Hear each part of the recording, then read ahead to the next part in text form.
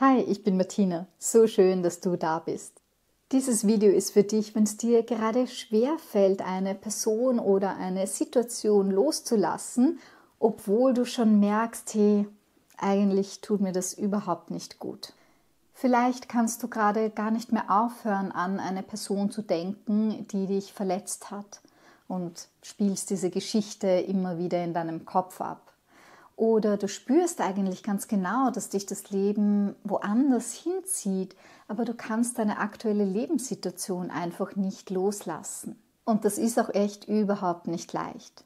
Wahrscheinlich spürst du aber schon, dass dieses Nicht-Loslassen sehr viel Schmerz und Anstrengung mit sich bringt. Und ich kann das total gut nachvollziehen. Mir fiel es früher super, super schwer, loszulassen. Also jahrelang habe ich an Dingen festgehalten, die sehr, sehr ungesund waren, an Lebenssituationen, an Beziehungen, die sehr, sehr ungesund waren für mich. Und mit den Jahren habe ich aber Wege für mich gefunden, wie mir das Loslassen leichter fällt. Es passiert mir immer noch, dass ich zu lange an Dingen festhalte und mir das dann erst bewusst wird, und mir sagt, hey Martina, warum hältst du da jetzt einfach noch dran fest? Also es begleitet mich immer noch, aber ich bin schon viel, viel achtsamer damit. Und wenn ich erkannt habe, dass ich gerade an was festhalte, was mir gar nicht mehr dient, dann fällt es mir mittlerweile viel, viel leichter, das loszulassen. In diesem Video gebe ich dir den 5-Schritte-Prozess mit, der mir dabei hilft, loszulassen. Und beim 5. Schritt habe ich auch noch einige Variationen für dich mitgebracht, damit du den Prozess ganz auf dich abstimmen kannst. Also, lass uns gleich reinspringen. Schritt Nummer 1 ist, dass du dir bewusst machst, dass du gerade nicht an einer Person oder an einer Situation festhältst, sondern du hältst an der Geschichte fest, die du dir darüber erzählst. Ich habe zum Beispiel mal in ein Coaching investiert, das sehr teuer war. Das war ein Business-Coaching mit dem klaren Ziel, meinen Umsatz zu erhöhen. Das Coaching hat mich nicht zu dem Ziel geführt, ganz im Gegenteil. Mein Umsatz hat sich verringert und ich konnte dann die letzten Raten nicht mehr bezahlen. Das heißt, ich habe dann Schulden angehäuft. Am Ende des Coachings stand ich also mit weniger Umsatz da und mit Schulden. Und ich habe dann echt an dieser Geschichte festgehalten, dass diese Coachin schuld daran ist, dass ich jetzt so viel Druck habe und deswegen nicht mehr genug Umsatz machen kann. Und das war nicht dienlich. Ja? Diese Geschichte war einfach überhaupt nicht dienlich, die ich mir erzählt habe. Das Coaching war schon beendet. Das heißt, ich hatte mit dieser Person gar nichts mehr zu tun. Und trotzdem habe ich daran festgehalten, auch 2 Monate später noch, weil die das und das getan oder nicht getan hat, kann ich jetzt das und das nicht tun, weil da ist so viel Druck und die ist schuld. Das ist einfach nur eine Geschichte. Diese Person war gar nicht mehr da, die hat mich gar nicht mehr begleitet. Ich bin frei in meinem Tun. Aber ich habe mir diese Geschichte erzählt und habe an dieser Opfergeschichte festgehalten, dass ich hier das Opfer bin und jetzt gar nicht anders kann. Das heißt, der erste Schritt ist, mach dir bewusst, welche Geschichte erzählst du dir? An welcher Geschichte hältst du fest? Und im 2. Schritt schau dir dann an, wofür lohnt es sich denn, dir diese Geschichte gerade noch zu erzählen? Du hast ja irgendwas davon, sonst würdest du dir diese Geschichte nicht erzählen. Und bei mir war das definitiv, also ich habe mich dann, wie ich das erkannt habe, hey, ich halte da gerade an einer Geschichte fest, habe ich mir auch eben diese Frage gestellt, hey, was hast du denn davon, warum erzählst du dir diese Geschichte? Und die Antwort darauf war, ja, es ist bequem, ich gebe die Verantwortung ab. Ich sage, es liegt nicht an mir, dass ich jetzt gerade nicht genug Umsatz mache, es liegt an dieser Person. Die Schuld hat wer anderer. Das heißt, ich suhle mich weiter in dieser Opfergeschichte.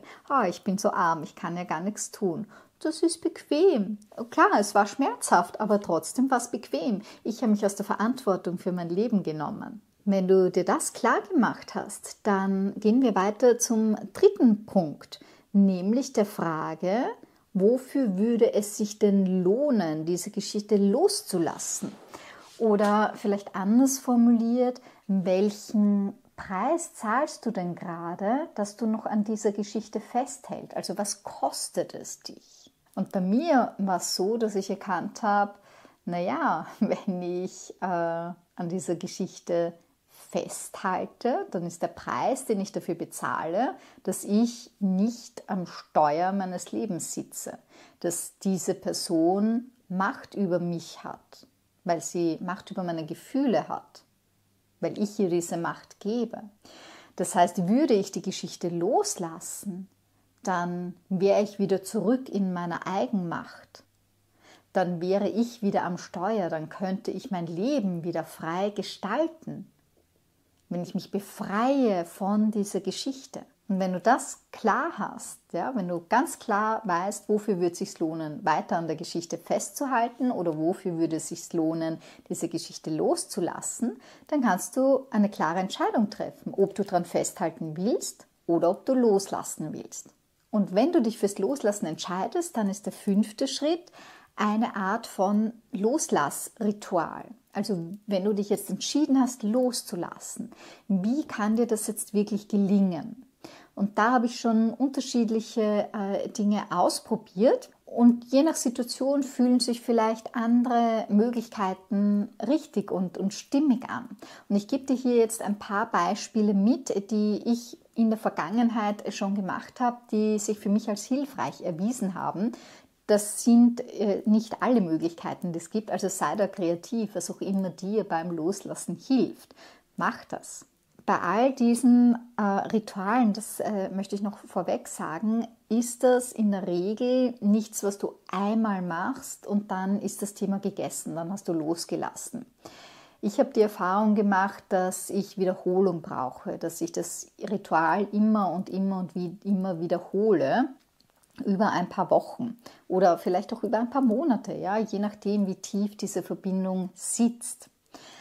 Du kannst natürlich auch verschiedene Rituale kombinieren, aber nimm das schon mal mit, das ist nichts, was du einmal machst und dann ist es erledigt, sondern loslassen ist durchaus ein Prozess. Eine Möglichkeit, die ich sehr schön finde, ist, einen Brief zu schreiben.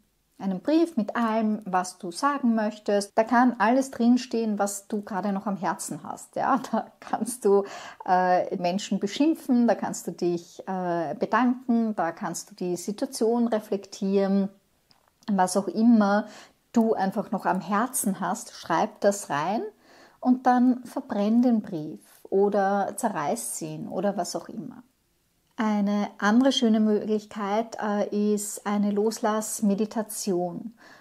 Google da einfach oder such mal auf Spotify. Ich habe da mal eine englischsprachige Meditation gemacht. Das war so eine Break-up-Meditation, um mich wirklich von einem Ex-Partner zu lösen. Und diese Meditation habe ich einfach immer wieder gemacht und das hat so toll geholfen. Ja? Also auch Meditationen zum Loslassen können total hilfreich sein. Es gibt auch sogenannte Cord-Cutting-Rituale, wo du wirklich eine Art Schnur hast, die du dann durchschneidest, ja, in einem Ritual, ja, wie auch immer du das für dich gestalten möchtest. Ja, einfach so als Symbol, okay, ich schneide jetzt diese energetische Verbindung ab, ich trenne mich von dieser Verbindung. Und wie du das gestaltest, ob du dir da Kerzen anzündest, ob du da raus in die Natur gehst, auch das, schau, was für dich gut passt.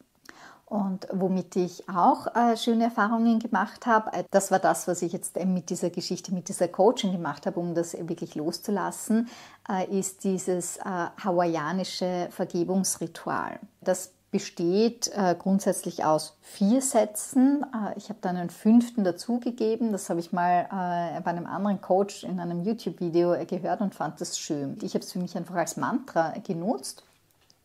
Zu sagen, danke, es tut mir leid, bitte vergib mir, ich liebe dich. Und ich habe dann noch hinzugefügt, ich vergebe dir.